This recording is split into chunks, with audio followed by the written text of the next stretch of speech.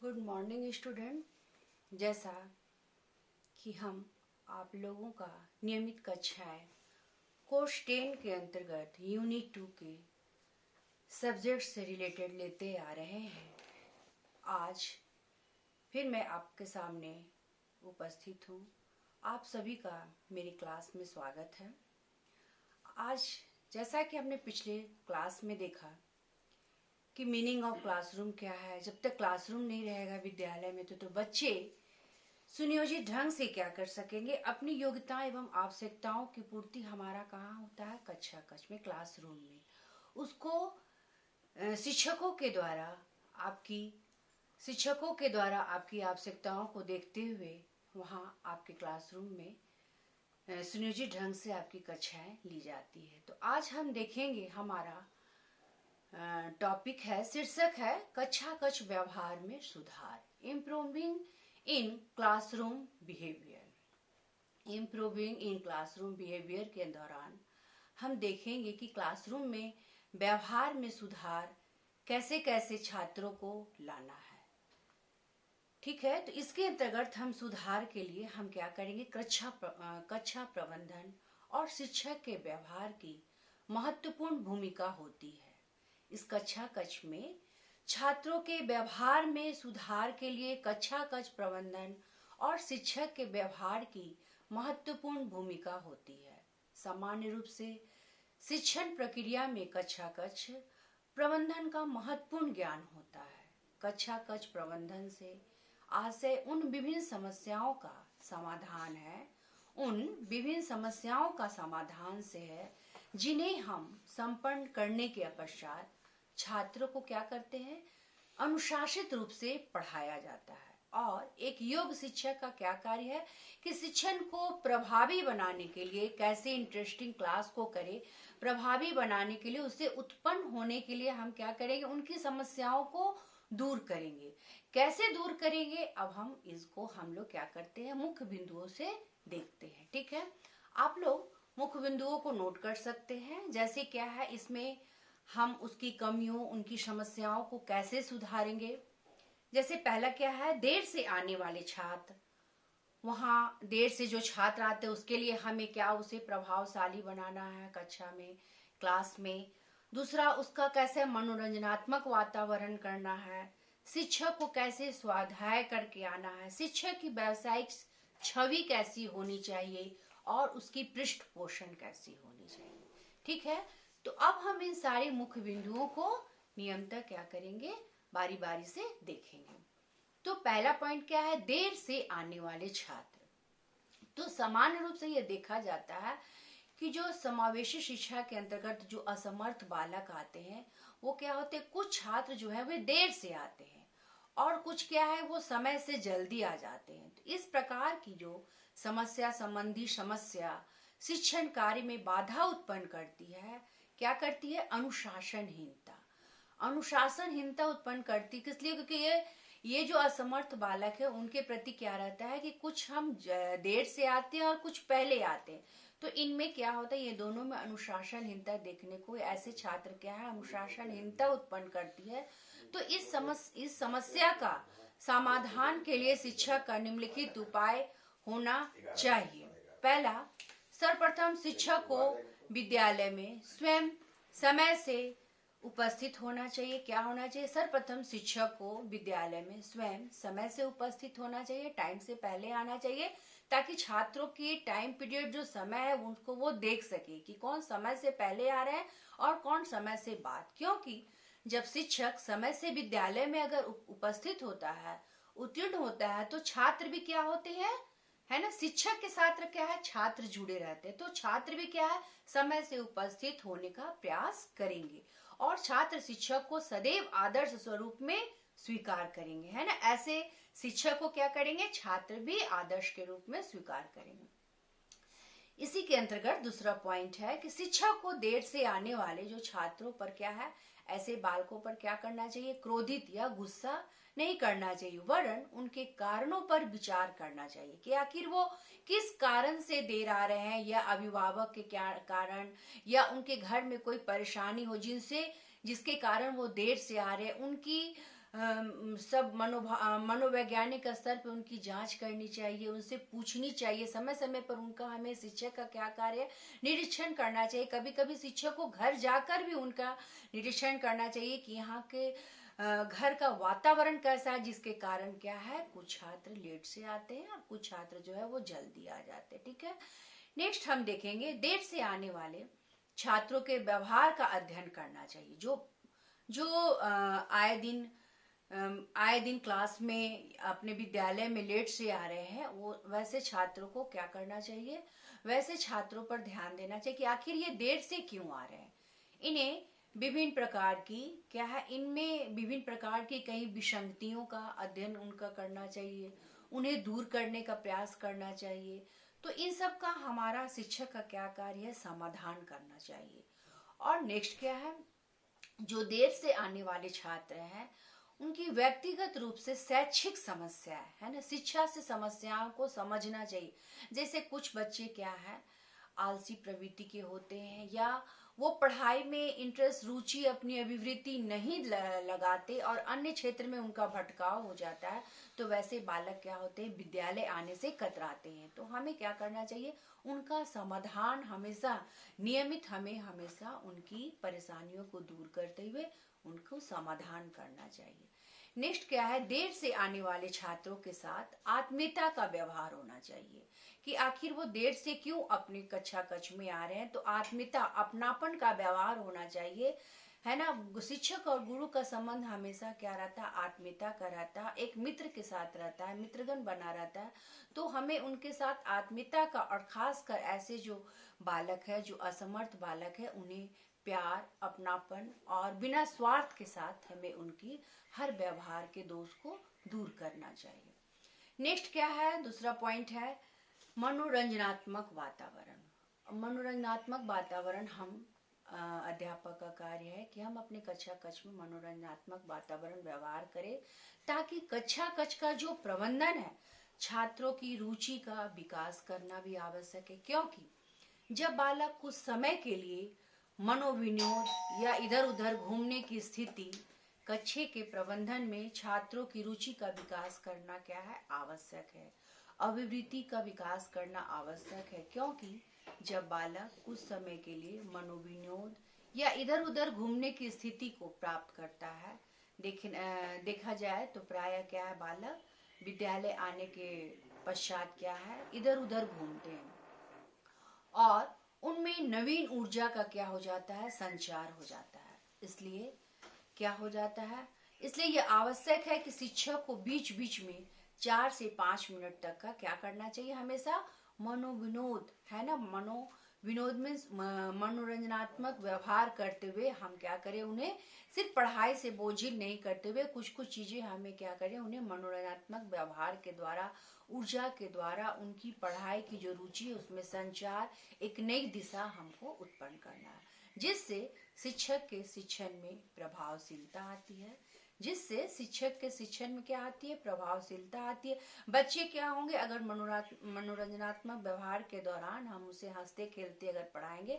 तो बच्चे क्या होंगे, शिक्षक के प्रति क्या होंगे, आकर्षित होंगे और उसकी बातों को, नवीन नवीन बातों को ध्यान से सुनेंगे। और छात्रों को क्या होगा, कक्षा का वातावरण क्या होगा, नीरस न लगेगा। ठीक है, नेक्स्ट क्या है, शिक्षक का स्वाध्याय। शिक्षक का स्वाध्याय कैसा होना चाहिए, शिक्षक द्वारा विभिन्न प्रकार की क्या है, शिक्षक को क्या करना चाहिए, विभिन्न प्रकार की पत्रिका, पुस्तकों के माध्यम से छात्रों के व्यवहार में क्या है, आए दिन सुधार करना चाहिए। नई नई चीजों के द्वारा, पत्रिकाओं, पुस्तकों और विभिन्न महापुरुषों, इन सब चीजों के बारे में उसे क्या करनी चाहिए, प्रयोग कम प्रबंधन में करना चाहिए। हम विभिन्न स्वाध्याय द्वारा प्राप्त सामग्री का प्रयोग कक्षा कक्ष में क्या करें, हम मैनेजमेंट के साथ करते रहे, ताकि उदाहरण, जैसे इसमें हम उदाहरण के लिए समझते, एक छात्र है जो वो देर से आता है और व्यवहारगत वर्णन किसी पत्रिका में छपा है, तो अभी उस पत्रिका में वर्णित किया जाता है कि छात्रा को क्या है, देर से आने वाली जो आदत है वो कैसे दूर किया जाए। इस पर हमको क्या करना है, शिक्षकों को स्वाध्याय छात्रों को बताना है कि शिक्षक द्वारा इसका प्रयोग छात्रों के लिए इस स्थिति में किया जाए जब उसकी कक्षा में क्या हो, छात्रों को कार्य एवं व्यवहार क्या करे, समान रूप से हो। नेक्स्ट क्या है, शिक्षक की व्यावसायिक छवि।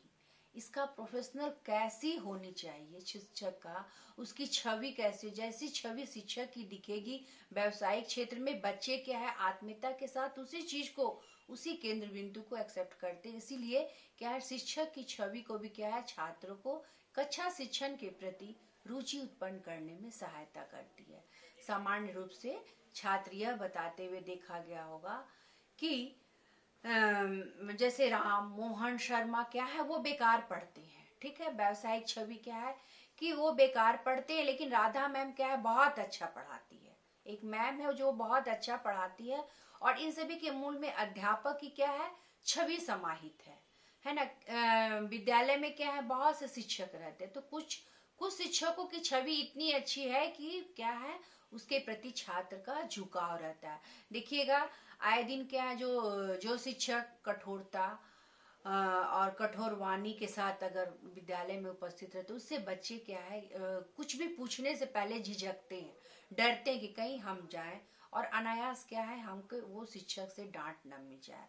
तो और कुछ शिक्षक होते हैं मृदुबानी, और उसकी कुछ गुणों को देखकर क्या होते हैं, वो पर क्लास भी अच्छा लेती है, हंसमुख भी रहती है, विनोद प्रियता भी रहती है। तो कुछ छात्रों की छवि जो है वो शिक्षकों के प्रति दिमाग में उनके बैठ जाती है कि ये शिक्षक क्या है, हमें डांट फटकार नहीं करेंगे, हमें प्यार और विनोद प्रियता के साथ पढ़ाएंगे। तो वो क्या है, वो छात्र क्या है, वो शिक्षक से हमेशा लगाव में रहता है और जुड़ा रहता है। तो उसकी अध्यापक की छवि यहीं पर छात्र को नजर आ जाती है। तो अध्यापक व्यक्तित्वकार एवं व्यवहार। अध्यापक का क्या है, व्यक्तित्वकार एवं व्यवहार क्या है, प्रभावशाली है। तो उसकी कक्षा प्रबंधित एवं संतुलित होती है ना। उसकी व्यवहार रहेगी तो उसकी कक्षा क्या है, संतुलित होती है, और इसके विपरीत स्थिति में कक्षा का स्वरूप प्रबंधित एवं संतुलित ही होगा। नेक्स्ट क्या है, पृष्ठपोषण। पृष्ठपोषण मीन्स फीडबैक। फीडबैक हम कैसे ले बच्चों का, छात्रों को क्या है हमेशा बीच बीच में फीडबैक लेते रहना चाहिए, ताकि पता चले कि छात्र जो है वो शिक्षक की है ना, वो जो शिक्षक की फीडबैक लेगा तो बच्चे क्या है उससे उठ पाएंगे, और किसी अच्छे कार्य के लिए उसकी प्रशंसा की जाएगी कि आज आपने क्लास में बहुत अच्छा पढ़ाया है। इन सब चीजों को बताते हुए आगे बढ़ाया, आज मेरी क्लास बहुत अच्छा है, शाबाशी और क्या पुनर्वनन के साथ उसकी क्लास क्या है, संतुष्ट होती है। तो किसी अच्छे कार्य के लिए उसकी प्रशंसा की जाए, तो जब शिक्षक द्वारा उसको विभिन्न कार्यों के लिए पृष्ठपोषण कर दिया जाता है तो वह कक्षा में अनुशासित बना रहता है और विषय वस्तु को आत्मसात करने का प्रयास करता है। जो भी उसके विषय वस्तु रहेंगे वे उसको आत्मसात करने का प्रयास करते हैं। ठीक है, अब हम नेक्स्ट टॉपिक देखते हैं कि शिक्षक शिक्षार्थी सहभागिता को सुसाध्य बनाने में शिक्षक का जो व्यवहार है, वो शिक्षक की जो भूमिका है वो कैसी होनी चाहिए। क्या है, शिक्षार्थी सहभागिता को सुसाध्य बनाने में शिक्षक व्यवहार की भूमिका।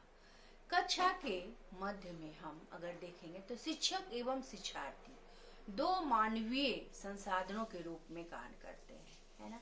मानवीय संसाधन के रूप में कार्य करते हैं कौन, शिक्षक एवं शिक्षार्थी। तो शिक्षक की योग्यता एवं कुशलता पर ही निर्भर करती है। शिक्षक की योग्यता एवं कुशलता पर ही निर्भर करती है। किस पर निर्भर करेगी मानवीय संसाधन, शिक्षक एवं शिक्षक की योग्यता पर, और वह अधिक से अधिक छात्रों को क्या करेंगे, सहभागिता करेंगे।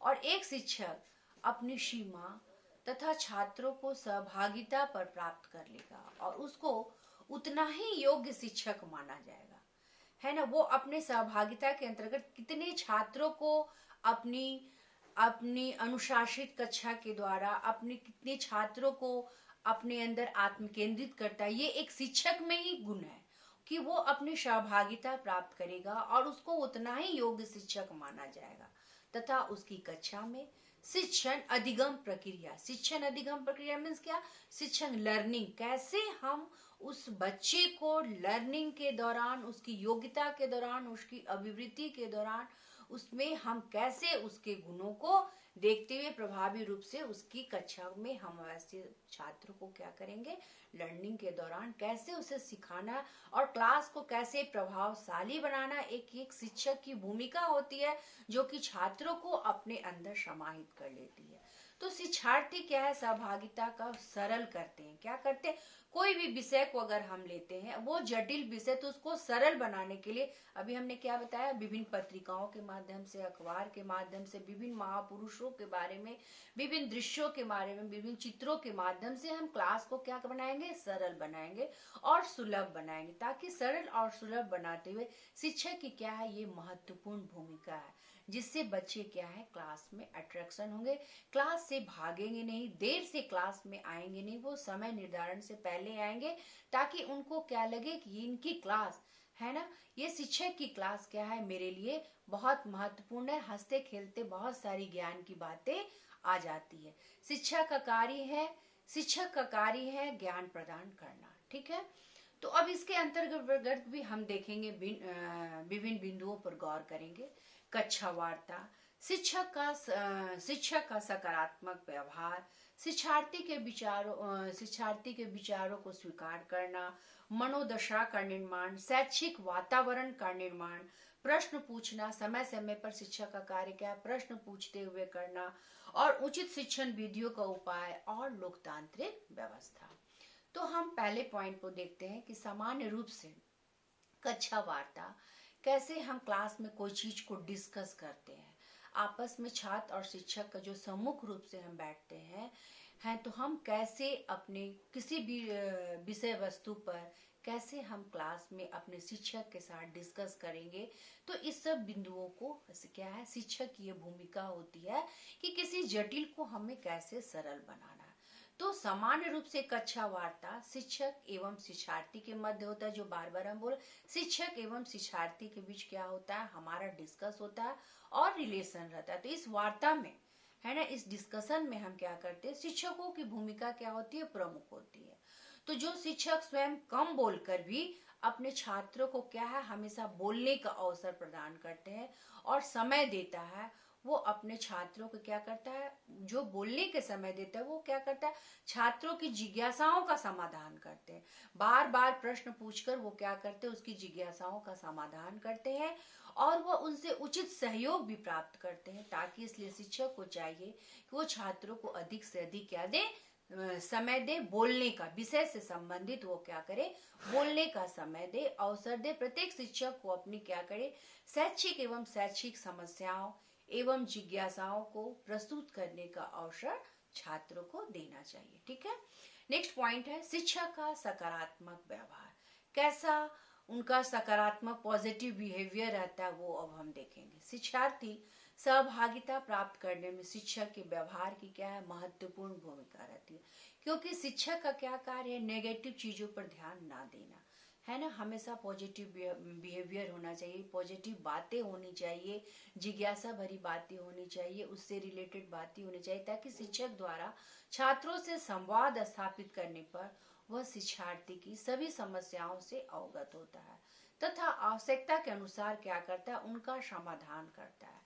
इसके साथ साथ छात्रों द्वारा दी जाने वाली त्रुटियों के प्रति भी क्या होती है, छात्रों के द्वारा जो भी त्रुटि क्लास में मिलती है ना, उसका क्या है, सकारात्मक व्यवहार रखता है और उन्हें सुधारने का उपाय रखता है।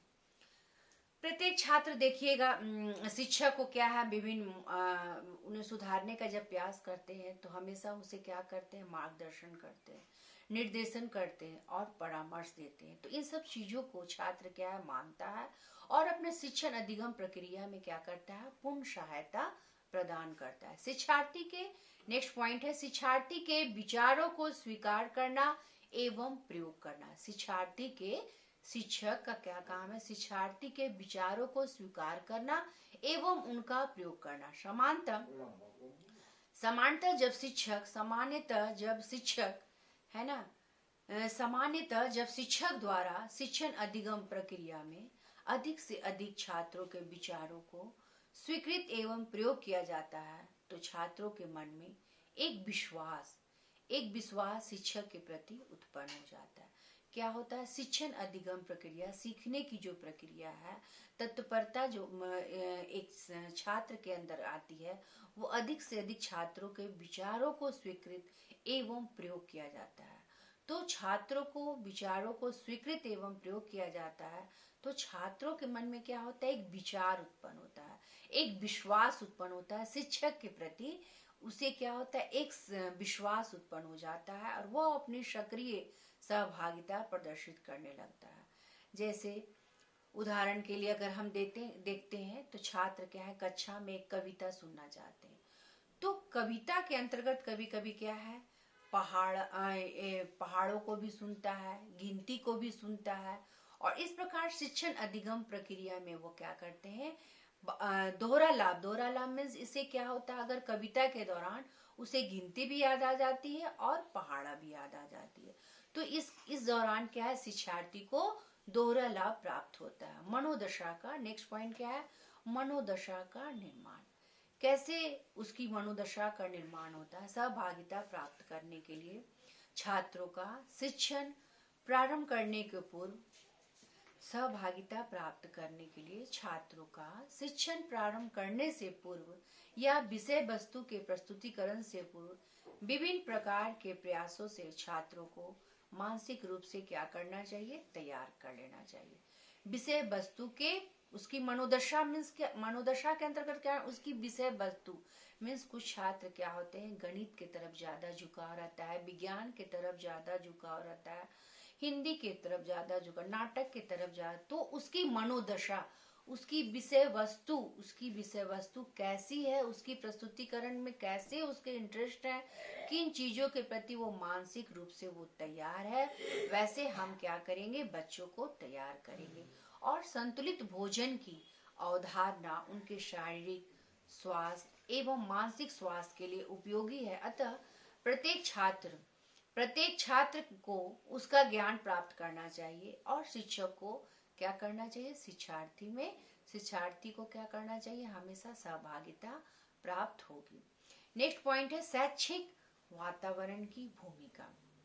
शैक्षिक वातावरण की भूमिका मीन्स हम वहाँ शिक्षा का जो वातावरण है उसमें एक शिक्षक की कैसी भूमिका होना चाहिए। शिक्षा का वातावरण हमें क्या हो?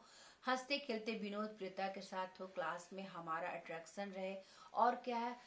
शिक्षक का क्या गुण होना चाहिए कि बच्चे को क्लास में उनकी रुचियों अभिरुचियों को देखते हुए हम उनके क्लास में उनके सम्मुख प्रस्तुत हो ताकि बच्चे क्या है? हमारे प्रति रुचि उत्पन्न करे और क्लास में ध्यान दे। और यह कक्षा का जब भी शिक्षण अधिगम प्रक्रिया संपन्न हो रही है तो पूर्णतः क्या होना चाहिए? शांत वातावरण में। कैसा होना चाहिए? शांत वातावरण में होना चाहिए।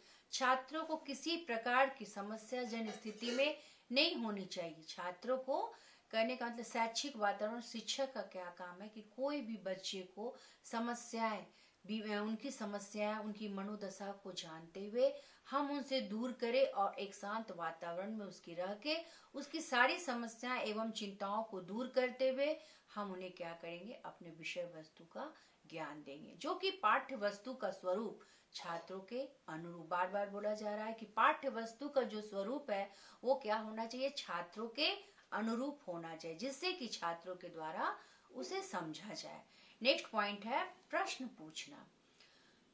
तो प्रशिक्षुओं द्वारा क्या है कि विभिन्न प्रकार के प्रश्न पूछने से छात्र क्या है? सहभागिता प्राप्त कर सकते हैं। सामान्यतः जब छात्रों से शिक्षक द्वारा प्रश्न पूछे जाते हैं तो उसका क्या है? सही उत्तर मिलने से छात्रों के मन में क्या है? आत्मगौरव उत्पन्न होता है। कोई भी अगर प्रश्न हो उसमें झिझक हो बच्चे को तो बेहिचक उस बच्चे को क्या है? शिक्षक से प्रश्न पूछना चाहिए और सही उत्तर मिलने पर छात्रों के मन में क्या होती है? आत्मगौरव प्रदान होता है। इस स्थिति में वे अधिक से अधिक क्या करते हैं, अगर उससे एक प्रश्न की शाबाशी, उसकी पुनर्बणलता पर अगर हम ध्यान देते हैं, बार बार उसे हम क्या करेंगे, उसकी स्वाध्याय पर ध्यान देते हुए, उसे शाबाशी के दौरान उसकी मनोबल को बढ़ाते हुए हम उसे क्या करेंगे, एक शिक्षक का कार्य क्या है, छात्र के मनोबल को उठाना है ना, उन्हें पॉजिटिव कारणों को दूर करते हुए पॉजिटिव मार्ग की तरफ हम उसे वे दिखाते हुए अधिक प्रश्नों को हम उन्हें क्या करेंगे, उत्तर देना चाहेंगे और शिक्षण अधिगम प्रक्रिया के प्रत्येक सोपान में अपनी सहभागिता का प्रदर्शन करेंगे। नेक्स्ट पॉइंट क्या है, उचित शिक्षण विधियों का प्रयोग। उचित शिक्षण विधियों का प्रयोग, शिक्षक द्वारा जब बाल केंद्रित शिक्षण विधियों का उपयोग किया जाता है, शिक्षक द्वारा जब बाल केंद्रित है ना, बाल केंद्रित मीन्स क्या, कि जो भी मुख्य बिंदु है हमारे विषय वस्तु है ना, उस पर हमें बालक को क्या करना है, उस पर फोकस डालना है और विधियों का प्रयोग करते हुए उसे हमें क्या करना है, सक्रिय सहयोग प्राप्त करना है। क्योंकि बाल केंद्रित विधि जो है स्वयं सभी क्रियाएं छात्रों को करनी पड़ती है। सामान्य रूप से समस्या समाधान विधि, प्रोजेक्टेड विधि के माध्यम से, अन्वेषण विधि के माध्यम से छात्रों को हम क्या करेंगे, प्रमुख सहभागिता होती है। ठीक है। नेक्स्ट क्या है, लोकतांत्रिक व्यवस्था। लोकतांत्रिक व्यवस्था के अंतर्गत सभी छात्रों के साथ समानता का व्यवहार किया जाता है तथा अपने विचार प्रकट करने की स्वतंत्रता होती है। लोकतांत्रिक व्यवस्था के अंतर्गत क्या है हमारा, ये जो लोकतांत्रिक व्यवस्था के अंतर्गत और प्रजातांत्रिक व्यवस्था के अंतर्गत क्या बोला जा रहा हमारा संविधान, कि इसमें हर वर्ग के बच्चे को समानता का अधिकार दिया गया है, शिक्षा पाने का अधिकार दिया गया। हर वर्ग के लोग, अनुसूचित जाति, पिछड़ी जाति और जो भी विकलांग बालक है ना, तो लोकतांत्रिक व्यवस्था के अंतर्गत क्या है, समानता का व्यवहार दिया जाता है। जो अपने विचार प्रकट करने में क्या है, हर व्यक्ति की, हर बालक की क्या है, अपनी स्वतंत्रता होती है, वो हर पर अपने विचार प्रकट कर सकते हैं। हर कमियों को देखते हुए क्या है, उनकी हम स्वतंत्रता से मुक्त करते हैं। और इस प्रकार स्थिति में बालक शिक्षक अधिगम प्रक्रिया में पूर्ण मनोयोग के साथ, अपने पूरे मनोयोग के साथ सहायता करता है। इसलिए शिक्षक को सभी छात्रों को शिक्षण अधिगम प्रक्रिया में भाग लेने के अवसर प्रदान करने चाहिए, है ना। इसमें स्वतंत्रता होनी चाहिए। संविधान का प्रावधान में है कि इसमें स्वतंत्रता, सर्व शिक्षा अभियान के दौरान हर वर्ग के लोग इसमें समाहित है। ठीक है। नेक्स्ट हम देखते हैं शिक्षण अधिगम सामग्री का उपयोग। शिक्षण अधिगम सामग्री नाम से ही रिलेटेड है, शिक्षण अधिगम सामग्री। तो मटेरियल, इसमें हमें शिक्षण कार्य के दौरान कौन कौन सी सामग्री उपलब्ध करनी चाहिए ताकि ऐसे बालक क्या हो, शिक्षा से लाभान्वित हो। जैसे प्रोजेक्टर के माध्यम से कुछ आकर्षक करनी चाहिए, गाना के माध्यम से, नाटक के माध्यम से छात्रों को विभिन्न प्रकरण एवं शिक्षण अधिगम प्रक्रिया के प्रति रुचि उत्पन्न हो और स्वाभाविक रूप से वो क्या करे, सहभागिता का प्रदर्शन करे। नेक्स्ट पॉइंट क्या है, फीडबैक। फीडबैक भी हमें कैसे प्रदान करना चाहिए। अगर हम समय समय पर विभिन्न प्रशिक्षुओं को फीडबैक नहीं लेंगे, है ना, तो क्या होगा, उसे उसकी कमियों को हम नहीं देख पाएंगे। तो बार बार हमें क्या करना है, फीडबैक लेना है, प्रशिक्षुओं पर ध्यान है, छात्रों के साथ हमें क्या करना, विभिन्न उचित अवसर देना है, उचित रूप से उसे क्लास में अपने विषय वस्तु से रिलेटेड संपन्न करानी चाहिए, जिससे कि प्रत्येक छात्र क्या करे, एक को देख के दूसरे भी उसके सहभागिता बने और सहयोग हो, और जिससे प्रत्येक छात्र को उसका लाभ प्राप्त हो सके। चलिए आज के लिए इतना ही, फिर अगले क्लास में फिर हम आपसे पुनः मिलते हैं। इससे रिलेटेड एक क्वेश्चन आप लोग नोट कर लीजिए। कक्षा कक्ष में छात्रों के व्यवहार सुधार हेतु कक्षा कक्ष प्रबंधन और शिक्षक व्यवहार की भूमिका पर प्रकाश डालिए। फिर से नोट कर लीजिए, कक्षा कक्ष में छात्रों के व्यवहार सुधार हेतु कक्षा कक्ष प्रबंधन और शिक्षक व्यवहार की भूमिका पर प्रकाश डालें। यहाँ तक समझ में आ गया हो तो लाइक करें एवं सब्सक्राइब करें। धन्यवाद।